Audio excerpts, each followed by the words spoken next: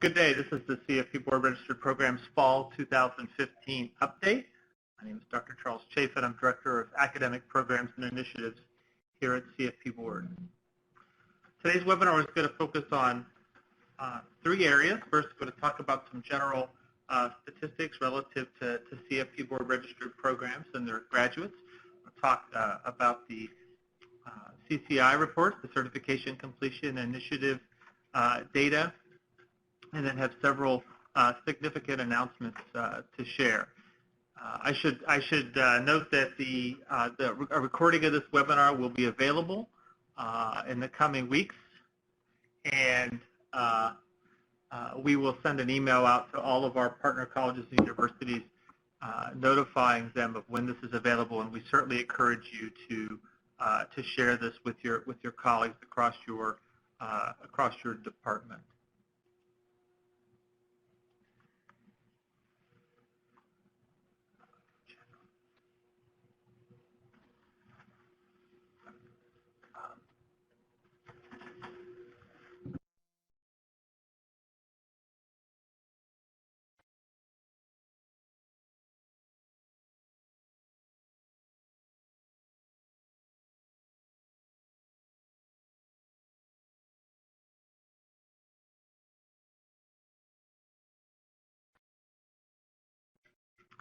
So relative to CFP Board Registered Programs, we currently have 140 baccalaureate programs, 191 certificate, 51 master's programs, and 5 at the doctoral level. Total, that's 387 programs housed at 237 colleges and universities, and we have a number of programs that are currently in development. The makeup of program type relative to all of our programs is, for the first time, more on the degree side than the non-degree. And degree is encompassing any full-fledged major in financial planning or a minor concentration, track, specialization, or whatnot that's associated with the degree program. And this is the first time that we actually have more degree programs than non-degree programs. We'll talk a little bit about why that's the case and how that's happened organically over the last couple of years. However, our total number of programs continues to grow. We've seen a 15% growth in the total number of programs. The certificate programs have risen a little bit, but not at a very high rate. But they certainly have increased, but not at the rate that's happened in the degree programs. Relative to our programs in development, a large majority of those are at the baccalaureate level. We have some at the master's and doctoral level, and about 8% at the certificate level. This is a marketplace notion. We are, as many of you have been part of these webinars and talks, we are agnostic when it comes to delivery method or program type or where programs are housed. But the growth at the baccalaureate level is certainly happening in response to the demands coming from practice, and it's something that we're working on here at CFP Board and collaborating with our firm relations department. So things like the Firms Night that we had, or it was a Firms Day this year at the Registered Program Conference is one example of some of our work to certainly increase the demand and offer placement for your graduates. It's a great time right now for financial planning across campus. It's a list of new baccalaureate programs that have launched within the past years since August of 2014, and the new certificate programs. In some cases, in a lot of cases, certificate programs within existing partners, whether sometimes in continuing education, sometimes within the business school, and sometimes within consumer sciences or ag-econ. We have a number of new graduate programs. Some of these are additions to current programs as well, with a couple of exceptions that are new partners that we're excited to have on board. In total, We have 32 new registered programs at 28 different institutions. And you can see the breakdown there. We have 2 that are currently under review. So beginning in 2012, we required all of our programs to submit the names of all of their graduates of each of their programs, and this was a huge shift in how we documented individuals meeting our education requirement. As we go forward, it's not only important relative to making sure that students are documented, graduates are documented as able to move forward with the program, but there's also significant implications when it comes to the data of your program.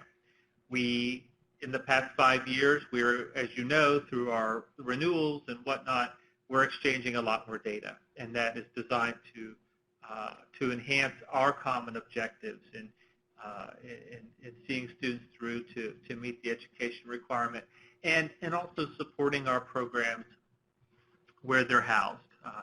Institutions, as all of you are aware, move based upon data, and so we're working on finding new ways to share that back and forth. So I want to provide an overview of kind of where we are relative to graduation submissions. This is the first time we've really shared this data, but I think it's important to begin to document and share.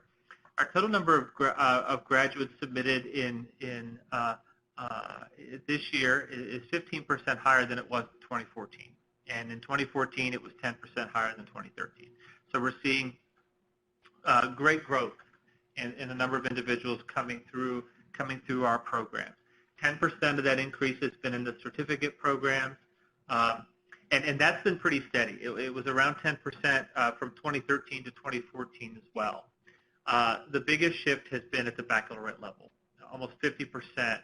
We have a 50% increase so far in 2015 of number of baccalaureate submissions from 2014. And I suspect that we still have some baccalaureate programs who are not submitting all the names of their students, and it is imperative that you do so. And I'm going to talk a little bit later on about kind of some of the things that are coming with some of that data. 60% increase in graduate program graduates. That number began at the really low end, but we're starting to see with new graduate programs coming on board, individuals are finishing the programs, and hence we're starting to see that increase. So taking a look, I think this is a really interesting statistic, and hence I'm sharing it. In 2014, 86% of our graduates came from certificate programs, and 14% came from degree programs. And you see in 2015, the overwhelming majority of our graduates are coming from certificate programs, but 19% at the degree level. And I think that's a very encouraging statistic. It's great to see that balance there, or seeing a little bit more of a balance of individuals at different points in their career coming in to CFP certification. So we're real happy about that and expect to see growth on both program types going forward. So again, is your graduation information timely? Are you submitting students, if you've got multiple programs, are you submitting students' names to the correct program? And are you submitting the names of everyone who's finished? Not individuals who you think may become certified or whatnot, but everyone. I can tell you that, you know, as we think about data going forward, program size, really, we're tracking enrollment, but also going to be looking at tracking graduates. And so it's really important that be representative, be accurate. You know, one of the things that we're looking at is looking at, you know, an index of top programs for producing graduates at the degree and non-degree level, and thinking about how useful that data could be going forward. So it's really important that all of our partner institutions are submitting accurate data to not only help the students, but also help your program. So talking a little bit about retention, certainly related to this notion of individuals finishing the program. We were very excited to collaborate with the American College, the College for Financial Planning, Chaffin, in developing a supplemental resource to improving student retention in CFP Board Registered Certificate Programs. And we unveiled that document at the 2015 CFP Board Registered Program Conference, but it's also available on our webpage at cfp.net/registered programs. It's currently housed under conference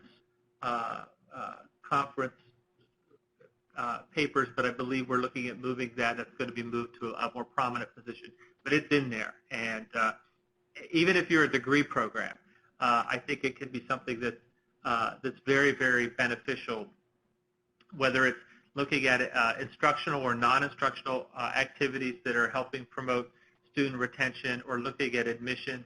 We really don't. We have a statement about admissions in our registered program requirements, but it's not something that we readily access. I'm not going to use the word enforce. But when I think about admissions, I think about it more from a informative perspective, and knowing the profile that's coming into your program of study, particularly on the certificate program side, maybe a little bit on the graduate program side, but more often than on the certificate program side, understanding not only the number of years of experience of individuals coming into your program, but the type of experience. And as we all know, within financial planning, it can be very, very broad. And understanding that profile, that experience, that expertise of your students is going to help you hopefully adapt instructional activities to meet where your learners may be in their track, which obviously can affect retention, program completion, but also affect students' positive experience about being in the program. Student assessment, obviously really, really important, as we all know, thinking about retention. And then one of the things that we collaborated upon was we unveiled a research study that looked at retention, and we have put those questions that we used for the study in the back of that document. The data from the study is not there, but the questions are, and you should feel free to use those if you're not already doing some type of engagement of your graduates. I think in a lot of cases we have institutions that are doing that, and they're not documenting in their renewals. And I think it's really important to document that, because then I'm going to turn around and document that in your letter that's going to go back to your dean. So if you're doing it, be sure to send that data in and talk about how that's informing instruction, because I think it's an important positive attribute of your program. So thinking about CCI reports, just as a review, we began the process of disseminating CCI reports in May of 2014, and this is documentation of students' progress relative to different stages of certification, really graduates' progress, I should say, relative to different stages of certification. This is available on the same site where you're uploading student names. It's password protected, and it's updated every month. And it's available for the program director, the contact, and the chief academic officer of the program, the dean or associate dean or department chair, whoever you've named, can get access to these reports. So obviously you have the number of graduates, which is in the box at the bottom, and then you've got the metrics, the 4 metrics: matching a CFP board account, percentage of your graduates that sat for the exam, percentage that passed the exam, percentage that certified. You have those numbers from 2012, and then you have the national average. Now, a couple things to point out there. Obviously, passing the exam, that third metric, that is not the pass rate. So this could be folks that took the exam within this 2012 to present window once and passed, or it could be folks that took the exam 3 or 4 times or up to 5 times and finally pass. So and once they do that, then they fall into the category of the percentage that pass.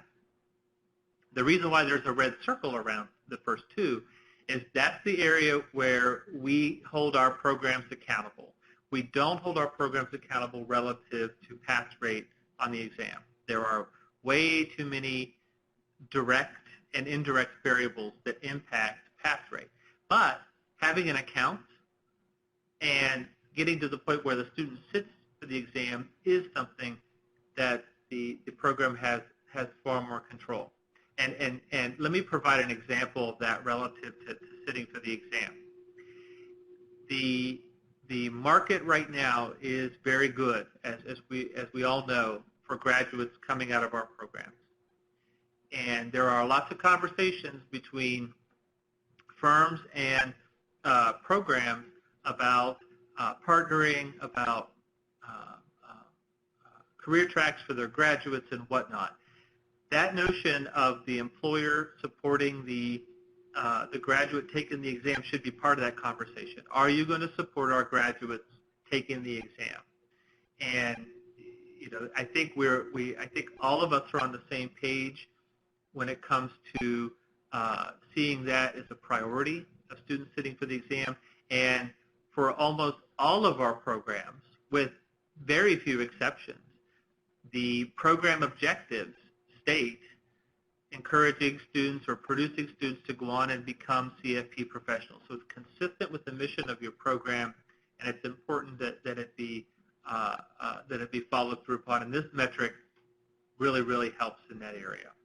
So as I mentioned, it's a monthly update. So if you went onto that site right now, you would find the data up through October 31st relative to all of those different categories. It is since 2012. So I think on the certificate program side, the metric relative to certification, we're getting some length to that window to a point that we've got a pretty accurate representation of where folks are. I think on the degree side, folks coming out of a program with no work experience, that percentage certified is probably a little bit lower than what it will be in a year or two. Again, this is based upon the data that you're sending to us. So it is the garbage in, garbage out notion. Make sure that you've got the right students from the right programs coming through, and make sure that you send in all the names of your graduates. It's really important. So the next step, obviously, beginning, and many of you already gone through this, at the beginning of this year, was that renewal registration, the CCI reports were part of that. So before you submit your renewal application, you have to go into that site and get your CCI report relative to the first 2 metrics, graduates who have an account and the percentage of graduates sitting for the exam. And you write the date down there, and then you put a target date. For 2 years from now, where do you think that percentage should be?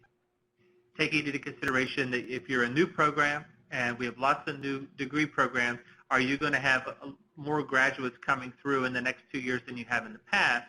You have to take that into consideration and looking at that number. It is really important to note that you're going to outline that, you're going to present those numbers, and then you're going to talk about how you plan on getting there. So if right now you have 30% of your graduates sitting for the exam, and you're planning on seeing that go to 50% in 2 years, how are you planning on doing that? What steps are you taking? Are you looking at encouraging your faculty to become CFPs? Are you bringing in more practitioners to teach and or speak? Are you planning on only partnering with firms that support CFP certification? What are you planning to do to meet that goal? If you put in a 0, I'm not approving the program for renewal. It is really important that there be some goal associated with these 2 metrics. Now, what we didn't do was we didn't say all certificate programs should have this uniform percentage, or all graduate programs should have this uniform percentage. That's not really fair as we figure out the best strategy. And many of our programs, many of you listening to this webinar, have students that are enrolled in your programs for personal edification and whatnot, and that has to be taken into consideration. We want to be thoughtful about this, but there are certainly opportunities for growth, and it really is expected that you think about what those targets can be. So looking at where we are so far with the targets. So we're now in November of the first year of the registration that required a target. To give you some level of context, for account creation at the baccalaureate level, the average target increase is 37.3%. So that's a pretty high increase. And a lot of that has to do with the fact that programs are requiring it at the beginning of the program of study, and our IT department changed the process so that you can ask the students to submit documentation, a printout, stating that they now have an account, and that's new. We started that in the spring of this year. So there's no reason why you can't require it. Our goal certainly is to bring more value to the account, and we certainly have done that with regard to the CFP Board Career Center. I hope you are shepherding your students in to use it. They have to have an account to participate in the Career Center, which we see is very valuable. The number of positions that are available on that site, I get a running list every day, and it's been a great success. There are lots of positions that are available. We're going to keep thinking about, on our end, as I mentioned at the conference a couple of months ago, we'll be thinking about other ways for us to engage students. So we've done some things relative to demystification of our examination requirement, of our experience requirement. I know there are webinars coming, and we see that as important on our end to continue that engagement. So I'm just going to run through these real quickly. The average target increase for certificate programs is 21% relative to account creation. For the most part, the certificate programs have done a better job with regard to account creation. I think doing it earlier in the program of study would make a lot of sense for both the program as well as the students. The average target increase for baccalaureate programs for sitting for the exam up to this point is 16.5%, which is a robust increase, illustrating the value of CFP certification, supporting active student groups within FPA student chapters or NAPFA, and then obviously thinking about the notion of this progression of students who are graduating. If they're graduating in December, what can be done to have them sit for the March exam? If they're graduating in May, obviously we're talking about the baccalaureate level, what can be done to have them sit for the July exam? And taking a review course while they're still on campus and moving into the exam makes a lot of sense. Once they leave campus, as we all know, it really is determined more by the employer. The data supports that. The study that we released last year with Kansas State supported that. I think there are opportunities for us to work together and try to help students take the exam before they get to that point of employment, and then life intervenes. I wrote do as I do as far as having more faculty who are CFP professionals. We don't have a firm requirement on that, but obviously it helps from both a curricular perspective as well as shepherding students through the stages of certification. The average target increase for certificate programs for sitting for the exam is 16%. Some of those same elements there are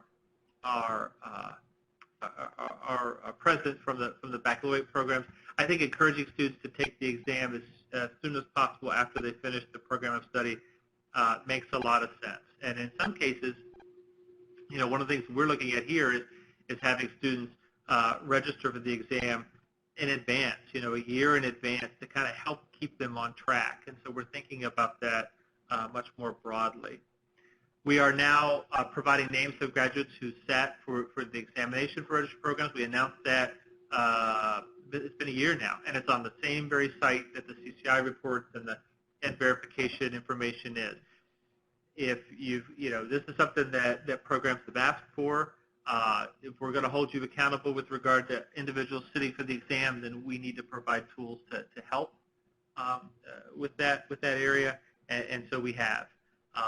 The caveat is if you have less than 10 individuals sit for one exam, You won't get those names due to learner identity, but after 3 exams, if you're less than 10, you do get all of them. So that's provided, and more information on that is available on that site. So please take advantage of that. So you take a look at the comparison. They really are apples and oranges. So a comparison is probably not noteworthy, but it is a visual to kind of summarize what we saw there. Lots of opportunities for growth relative to establishing an account, particularly at the baccalaureate level. And again, it's easy for students to set up that account. It's free. There's no reason why we can't see higher numbers there, and we're certainly, again, going to do our part to bring value to that account. I want to mention briefly, we'll be launching our massive open online course with our partners at the University of Illinois, as well as Coursera here in the coming months. The registration is open. We issued a press release a couple of months ago, and we'll be issuing another one here in the next several days. Financial planning for young adults. You can see the 7 modules. This is a financial literacy course, and none of this is designed to replace any element of a CFP Board Registered Program. It is designed to help with basic financial literacy. It is structured for students 16 to 21 or 23 years old, and it certainly bring awareness to financial planning as a career. CFP professionals are talking in almost every one of these modules about how they address it, and then there's a whole module talking about opportunities for financial planning as a career. And so we hope that that's a great opportunity to bring more people into your programs and ultimately into CFP certification in the profession. Lots of video vignettes, lots of short lectures. Again, 16 to 21-year-olds, 15 or 20-minute lectures don't cut it. So they're very short, lots of graphics and whatnot. We have the Ask CFP Professional, as I mentioned, and then we actually have 2 discovery sessions between a client and a planner, which I think would be a really great instructional resource. As I mentioned, registration is now open, and we'll be issuing a release about the launch date here in the coming months. And really excited to be working with the instructors at the University of Illinois in developing what I think is going to be a great course and be beneficial to all of us that are working within this discipline. So a couple of I guess the MOOC certainly is a big announcement. Adding to that, beginning on December 1st, CFP Board Career Center will offer free postings for all open faculty positions within CFP Board Registered Programs. So this is something that we've talked about for a long time. We made the announcement in August, and we will launch that December 1st, and we'll be sending out email information about that once it is launched. It's a free posting for individuals for institutions rather to use. It'll have a separate category, faculty postings on our Career Center site, and obviously students, particularly thinking about doctoral students, but also adjuncts, whoever, need to make sure they have an account with us to access that service. We at CFP Board have a vested interest in the success of our programs, and this is one way for us to assist with that. And we hope that this is the one location where institutions and individuals could come to fill some of those positions. So I'll talk a little bit about the CFP Board Center for Financial Planning. If you were at the 2015 Registered Program Conference, you've heard our CEO, Kevin Keller, talk about some of the areas of focus that are coming with the Center for Financial Planning.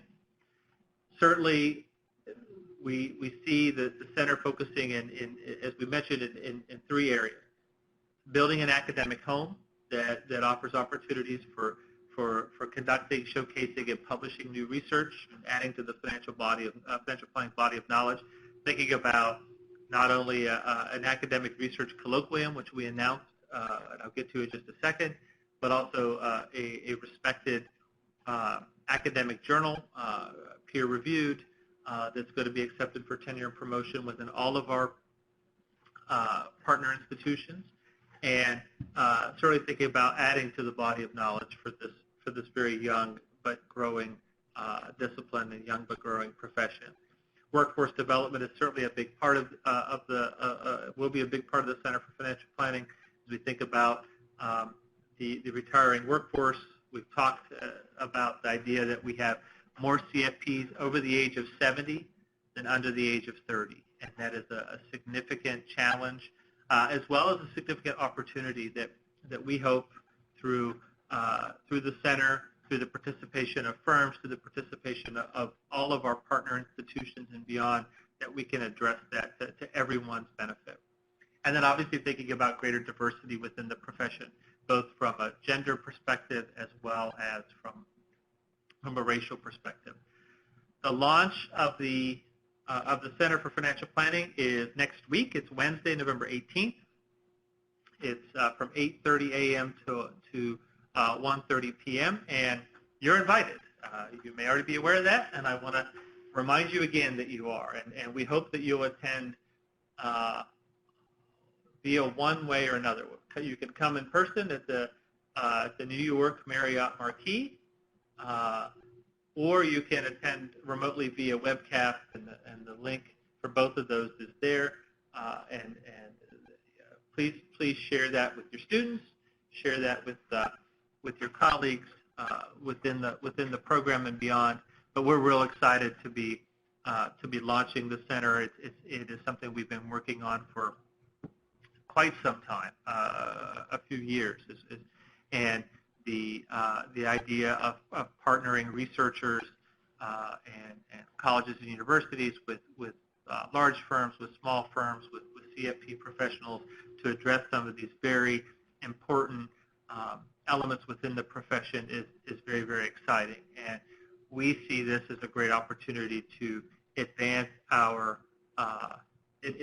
programs standing within their institutions. So we're very excited about that. We'll talk more about specifics down the road as we go forward. But you're certainly invited, and I hope you'll participate. Related to that, as you may be aware, we have moved the Registered Program Conference. So we're not having a Registered Program Conference in August of 2016. We'll move it later in the academic year to February of 2017. The format will be similar. This year's conference was a great success. Attendance keeps going up. Our attendance this year was triple what it was in 2009. So we're real excited about attendance from our institutions as well as from firms with Firms Night and whatnot. And lots of folks are talking about moving the date, and so we did. And one of the reasons why we did that is because joining that conference, going it'll either be 2 or 3 days before the Registered Program Conference or 2 or 3 days after the Registered Program Conference, we will have the Academic Research Colloquium for Financial Planning and Related Disciplines. And both those conferences will be here in D.C. in February. So we've always worked to find a hotel that has good air conditioning, and now we'll work to find a hotel that has a good heating unit. Now, that's a long title. And the reason why it's a long title is because it's really important that we have researchers from financial planning, but also some of these related disciplines that, I look at the list of you folks that are in attendance at this webinar right now. I've talked with many of you about how elements of behavioral finance and communication and counseling and psychology and sociology, all those elements have great impact on financial planning practice. Certainly thinking about pedagogy. Teaching pedagogy is a big part of what happens within all of our programs. And there are ways to invite some of those researchers within related disciplines. Why not just put it in the title? We'll pay a little bit more to have the ink on the sign, but we want to make that invitation explicit. So the call for papers will be disseminated in early 2016, and I hope that all of you, regardless of what program you're coming from, will participate in some form or fashion. And one of the questions that comes up all the time is, well, obviously it's obvious the place for degree programs and faculty within degree programs to participate. What about certificate programs? And there are lots of ways. There are ways relative to not only research sites, but there are ways for certificate programs to participate in and helping make their students, current or future practitioners, consumers of research, which is going to strengthen our profession. So, we see a lot of participation both domestically and internationally from researchers, but we see the work that many of you have done to get us to this point as integral, and everyone is going to be part of that process. So we're real excited about the colloquium, and more information will be forthcoming about that.